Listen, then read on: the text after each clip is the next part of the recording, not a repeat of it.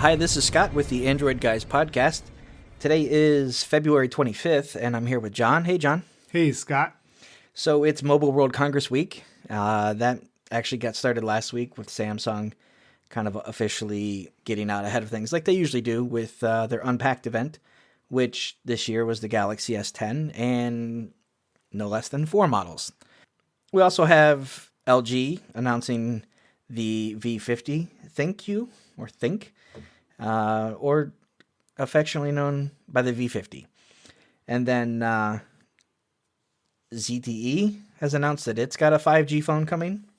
So there's some trends that we're seeing in the smartphone space, AI being one of the big ones, improved cameras, improved smarts. But I think the big thing that a lot of companies are beating on right now, not just phone makers, but carriers are starting to outline 5G and put it on their roadmap and kind of plan for the rollout of devices and their network. So let's talk about 5G. On the surface, 5G is awesome. The technology, your promises of 10 times the speed of what we're getting for data. And when you think about what you can do with your phone today, 4G LTE is really fast. It is. But it can be faster. Where we see the carriers really starting to push 5G, the benefits of that is, peak theoretical, you're looking at 20 gigabit speeds. Which is incredible. I mean, it's insane and stupid. Right. Like the amount of whatever you're going to process and transfer, nothing that you or I will ever need to worry about, at least that I can think of. Within the generation of 5G. Right. Right. User experience, you might be looking at 1 gigabit, which, again, you're looking at 10 times what you're getting with a lot of your home internet speeds. Like, I've got 117 down on my home computer. Right. Even corporate networks, typically internal is 1 gig. And having a 1 gig pipe, like an internet connection, that is still not the norm in most parts of the country. And it's insane to think of, a lot of people as a consumer, they're going to say, oh man, I can download a movie or songs or, full playlists, crazy fast speeds. I went to, back in the summer or fall last year, went to a Motorola announcement when they announced the Moto Z3 with the 5G Moto mod.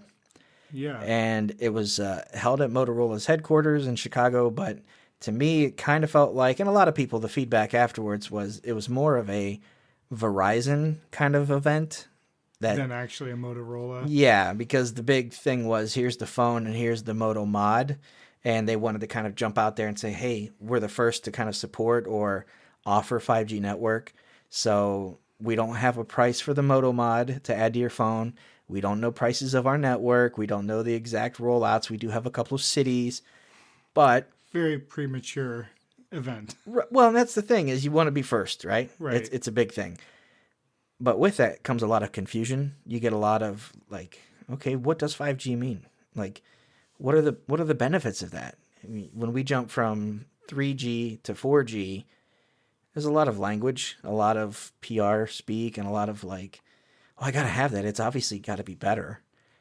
But when you look at 5G, some of the demos that they gave us were, augmented reality, virtual reality, and the low latency, the idea of, a guy wearing nothing but like an augmented reality or VR goggles and running down the football field and catching a ball without any type of latency, not having something that feeds a camera into his eyes that's a half second behind or, a millimeter of a second makes a big difference in practices like that.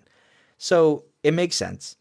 And when you think of commercial, if you have tons of data that you need to pipe from one place to another, obviously it makes a lot of sense. But I'm here today to talk about why, if you're a consumer, do not buy your phone this year with 5G specifically because it has 5G. Can you get behind that sentiment? I think so. I think the ones we see really pushing this are the folks who are trying to sell the product. and it's a hardware device like a vendor, manufacturer, or an ISP or carrier Right. to say this is what we have to offer. You talked about being the first out, but we know from experience from the 3G push, the 4G push, that often it is a lot of the marketing and positioning ahead of time before the technology is there. And it's really not the right time to buy, but we do hear so much of the hype and so much of the advertisements and the feeds coming through talking about it. And I'm really happy to hear you saying like, hey, let's really set this straight, that we're going to set proper parameters of what we should expect for this 5G and all the marketing that we're going to get, especially with Mobile World Congress going on right now, and it's just going to keep amping up over the next several months. I mean, we just went through this, it feels like. It does. With 4G. And, we're in a market that's, technically Akron, depending on the service provider or event or anything. If you look at it, we might be considered a Cleveland market. But I know that, at one point getting 3G and then into 4G and seeing that, it was just kind of like, well, this carrier defines it as Canton, Ohio. This carrier defines it as Akron. And this one defines it as the Cleveland larger area. So it's kind of messy there. So let's talk a little bit about, the mess of cities, dealing with cities. Right. It's obviously not going to be the same across the board. Each carrier is going to selectively approach it. Yeah, I think the last time I remember seeing, it may have been Sprint's WiMAX. I remember Kansas City was one that always seemed to come out, and there seemed to be like Chicago and some large cities would get this ahead of time and really be able to test this. Is that what we're looking at for 5G as well? I mean, is it kinda? If you look at like right now, and this is even a completely different topic, AT&T has markets that are already live technically with 5G. They're also doing this 5G enhanced crap on their phones where they're showing the 5G on their devices just to kind of show it's not, it's faster than 4G, but it's not 5G at all. But they have, according to their website, right now there are 12 markets. And among them you have Atlanta, Dallas, Houston, New Orleans, San Antonio, Oklahoma City. So it's kind of like a random scatter throughout the country. And it's the same, like Sprint. Theirs is... they launch in May, and among theirs, they have 4 listed is Atlanta, Chicago, Dallas, Kansas City. Verizon, we were out in Chicago, so naturally you would think. Right, that would make sense. So certain cities, yes. But as we know, just because it's available in that city doesn't mean it's strong or available indoor or outdoor. Like how that's going to work, yes, I'm... able to do something while I'm sitting here, but if I go downstairs, I'm not going to be able to use it as effectively. Right, because they're only able to light up so many of those towers. I shouldn't say able, but only so many towers are going to be fitted with the technology. So in each city, there's even a gradual rollout for the service. It's not like they're just going to flip on a switch and have entire city blanketed top to bottom with, hey, now you've got this available. But that's one component. When you talk about, the markets and just kind of as a roadmap, as of today, it's almost March, but here's what we have as I prepared for the show. Verizon has committed to 30 markets in the first half of this year, which seems to be the most ambitious of any of the carriers. But when you think about, hundreds of markets or major areas, there's a long ways to go. So we could be a couple of years before somebody truly has a 5G built out. And it's going to get back into that whole thing we see with 4G.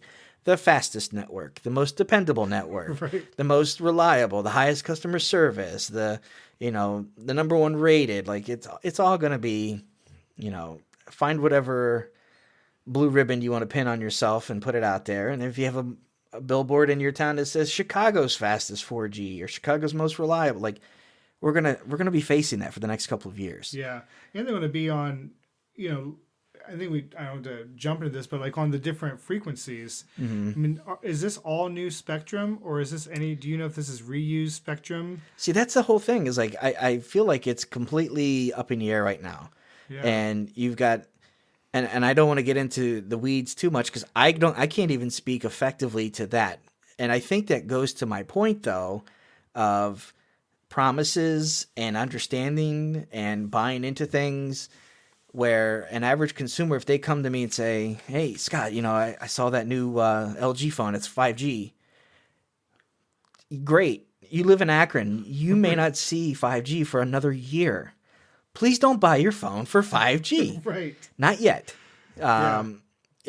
T-Mobile, for instance, they said they're going to launch theirs in the first half of this year, but they're really going to get going in the second half to kind of build that out. But obviously, if you're carrying devices that are 5G ready, that kind of says by proxy, you're getting into 5G. Like you're supporting it by carrying the devices. Right. AT&T looks to have another 7 later this year. Among those, I can't think of the names right now, but that'll put them up to 19. So that'll be, it'll be a race, a virtual contest to see who can build out their network the fastest at the same time, most reliable. So that's one aspect of it. The other things that we don't know, and it's going to take some time, these carriers haven't even defined what their 5G rates are going to be.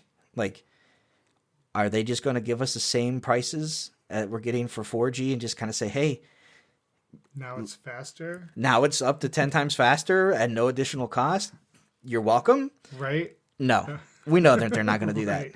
that. I imagine they're going to have their own buckets or their own plans, a 5G data plan. But let's talk about, as a consumer, how much data do you really think you're going to go through in a month? Like, if you're already on like a 5G plan, you get 5 gigs a month. We'll say you're on a 4G, I should say, and you get 5 gigabytes a month as a user, or a 10 gigabyte plan. You're not, people aren't really using that. And you're not really tearing through things to that rate. Think of how much Netflix can you watch? How much more would you watch if you had a much faster internet speed? Right. At this time, to speak to that, there is not the other side, like the media consumption, or even like the AR and VR you mentioned.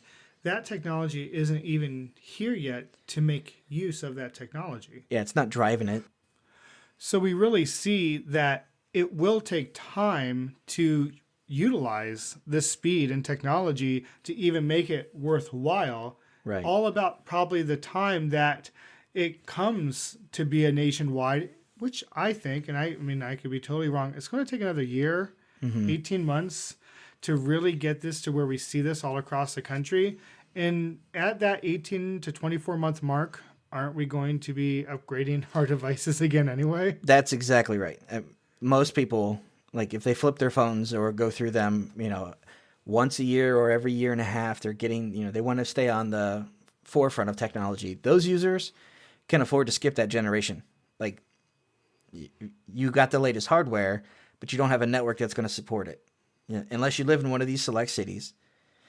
And then you don't even know what the rate plans are. You don't know, there's a lot of unknowns. But let's just say 2 years from now, everybody has their network built out. Everything's kind of ironed out. It's a lot of stuff that has to happen in 2 years. But let's say that happens.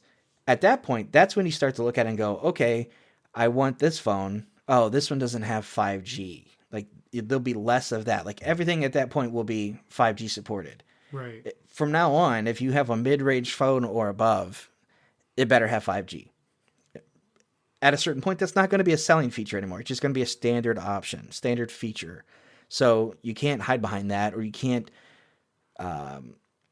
inflate the cost. You can't build that in and say, here's the value of that. Like, that's just great. Everybody's got 5G. Yeah. Battery life is something else that we have no idea what that's going to be like. Now, granted, processors are much more efficient. These modems are much better. Yeah, and I read that 5G is supposed to be more of a efficient, effective technology, Right. than what we see now. But again, it gets back to the idea of theoretical. It is. It is. All of these things are kind of like in a vacuum. Everything works right. Everything works as expected without hiccups. Then you know what you're getting. But it's going to take 6 months or more before we start to get a lot of that feedback of like, oh my God, the coverage here in Dallas is terrible on Verizon, or in Sprint's, Chicago network, it's no good. Like that stuff will suss itself out and people will hear that. So let's get out, 6 months from now, we'll also know, hey, you know what? This LG phone is really good on battery, or this thing dies immediately when I try to use 5G. It should be more efficient. We're told that, you get out there, get your data and download it. If you're trying to get on a plane and you're like, oh man, I forgot to download a movie, or I want to watch a couple episodes of a show, download your shows offline, YouTube, music playlists, all that stuff can be done in seconds. It's actually almost laughable how much content you can get in how little of time. But how often are you going to get on a plane and forget what you want? Right. You're using Wi-Fi. Yeah, it is true. So it'll take a while before we see what battery life looks like and how it reacts to it. Is it as efficient, or is it chewing through? If you're chewing through more data, does it cancel itself out? Right. And that goes back to the idea of what are the rate plans? Right. Just because it has it, does that mean I'm getting unlimited 5G, or am I getting capped with 5G? Like that would make a really compelling case if it's that more efficient for the carriers, if they are able to offer unlimited plans or much cheaper plans to slash the prices of data. We know they're not going cheaper. I know you feel like they'll never do that, but it's like it almost feels like, well, why would I want the faster, these faster rates? Is it really going to make that difference? Right. But think about this, though. If they were able to do that and they were able to get out there transparently and say, hey, we understand that this is more efficient, this is more cost effective for us, we're going to lower our rate plan. We're going to offer unlimited. We're not going to cap you at 22 gigabytes used in your month. We're just going to say, have it. Just get out there and have it. I don't know how you get out in front of that later on for 6G or something else. So it's really hard to...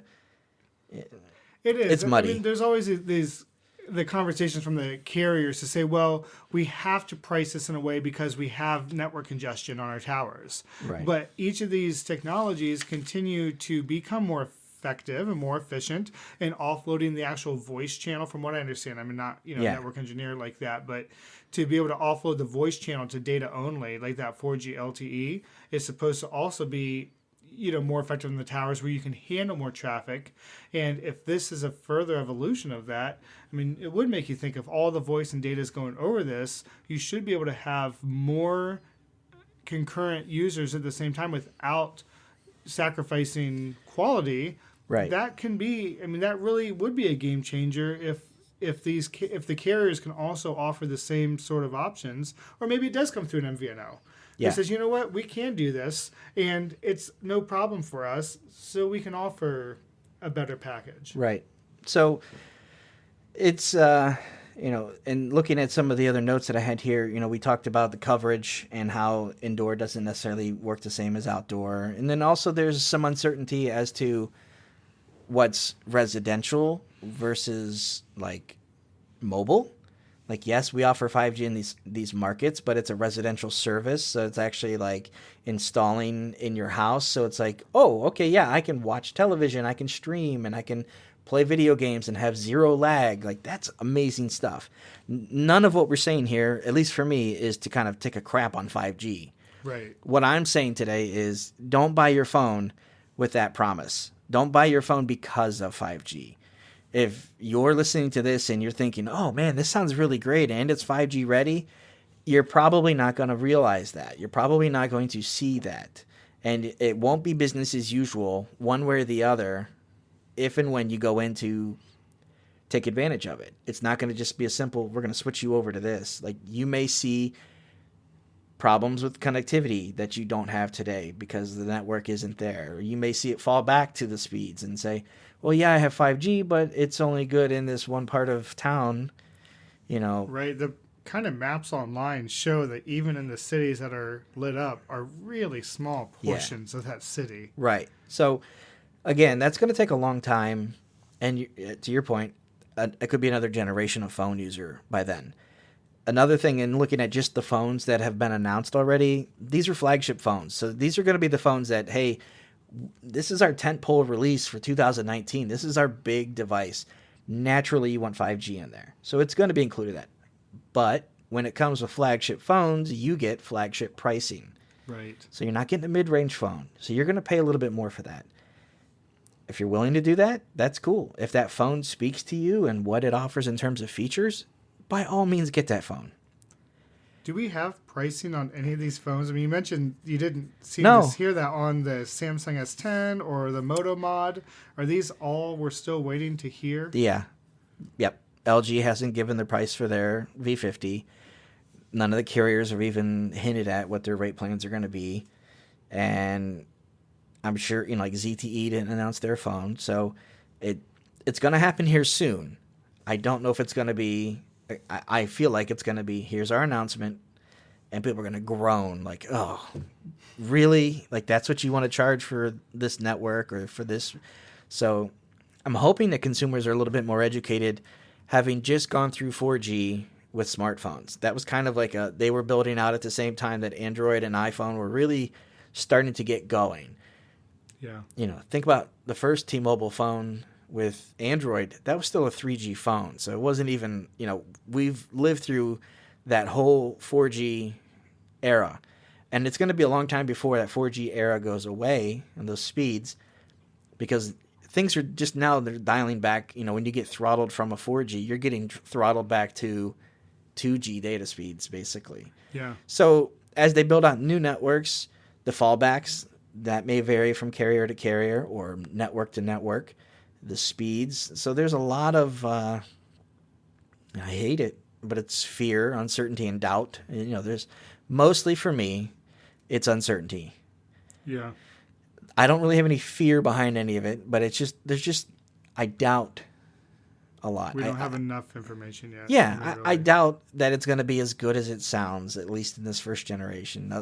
I call it an idiot tax. People pay, sometimes to be first for things. If you're paying an extra or you want that as a premium feature, prepare to pay for it. You may pay dearly for it. You may, I don't know.